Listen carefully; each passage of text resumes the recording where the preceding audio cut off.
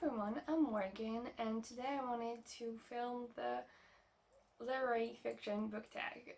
This tag was created by the lovely Jasmine at Jasmine's Reads. I will link to her video down below. I love her channel, you should totally check her out. So without further ado, let's just get into the questions. First question, how do you define literary fiction?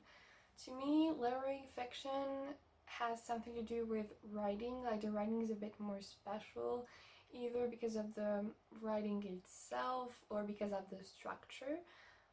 So I don't know, it's a bit more peculiar than plain old fiction. So yeah, I don't know, like Marlon James makes a lot of like really flowery, no, not really flowery writing, but just a bit more advanced, I don't know, writing, I would say, than some other people. And like also the structure, as I will talk about David Mitchell, which with weird structures, and that's kind of how I see literary fiction. It's, yeah, more about the writing. Question 2, name a literary fiction novel with a good character study. And for this I chose A Secret History by Donna Tartt, which is one of my favorite books ever, and just has a great cast of characters, and all of them are just really well fleshed out and very different. And it's also a mystery, so like, you've probably heard about this book, I'm sure, but if you haven't, you should really read it.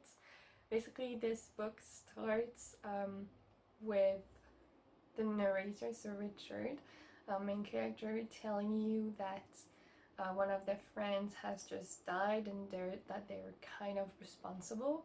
And so the first part of the book is how we get there, and then there are more things happening. It's just really one of the best books I have ever read, and I'm always looking for books like this one, so if you have any recommendations, please tell me.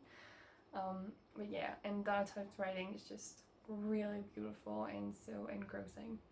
Question 3, name a literary fiction novel that has experimental or unique writing. And for this I chose A Brief History of Seven Killings by Marlon James.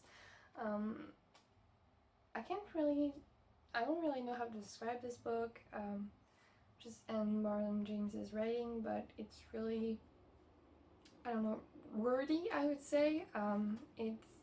He makes pretty long sentences, and sometimes they're kind of written in a weird way. I don't know, you just have to read it to understand, I guess. Also, there's a lot of violence in this book, and so, like, all the trigger warnings you can think of. So if you want to read, just be aware of that. But I really like this book. It's not like a real story exactly, but it's a way that he imagined the real story of the assassination attempts on the life of Bob Marley. And so, like, a lot of violence and stuff happening, but I really loved Marlon James's writing in this. So yeah. 4, name a literary fiction novel with an interesting structure. And this I chose Cloud Atlas by David Mitchell. This book is told in multiple perspectives, and basically each perspective is written in a different like genre, basically. So like, you have one that is more science fiction, you have one historical fiction part, one that is kind of literary fiction, one mystery, and all that. And so what it does is that we get each part in the different times and characters, and then we get the second part of each of them, and that's how it ends. So like, yeah, it's written in this structure, and basically all of his books are kind of written like this. So you always have to try to remember every character if you want to get the story. I mean, in this one it's made much easier because in the beginning of each like part you get the name like of the person and the date and stuff, but in his other works you don't actually get that, so you always have to remember like which character you're following, which time it's happening in, and all that. But yeah, this one is much easier to follow and it's just amazing, and it's also one of my favorite books of all time. 5. Name a literary fiction novel that explores social themes. And for this I chose Home Fire by Kamala Shamsi. This book tells the story of this woman who lives in the UK whose brother went to become a jihadist, and but he actually wants to come back to the UK, but the government doesn't want to let him, and it becomes a huge story, especially with her little sister, who is basically I think they're twins with the brother, and so it's really hard because they're all trying to help him to come back, but at the same time not everyone in the family really likes him anymore because of what he did, and basically everyone in their city is talking about their family because of that, and a lot of people want them to leave and just are kind of insulting them, and it's really hard. And so in this book what I really enjoyed was that you got both of the perspectives, because obviously like if you live in a Western country and you see people going to countries like I don't remember what the country he went to was, but you know, becoming jihadists, like you also don't want them to come back, but at the same time you get here the perspective of the family, and how sweet he was when he was a kid, and that basically he just got involved in things that were bigger than him, and you just really feel for them. So it made stuff more human, I think, than they sometimes are. 6. Name a literary fiction novel that explores the human condition. I think I chose The Pisces by Melissa Broder.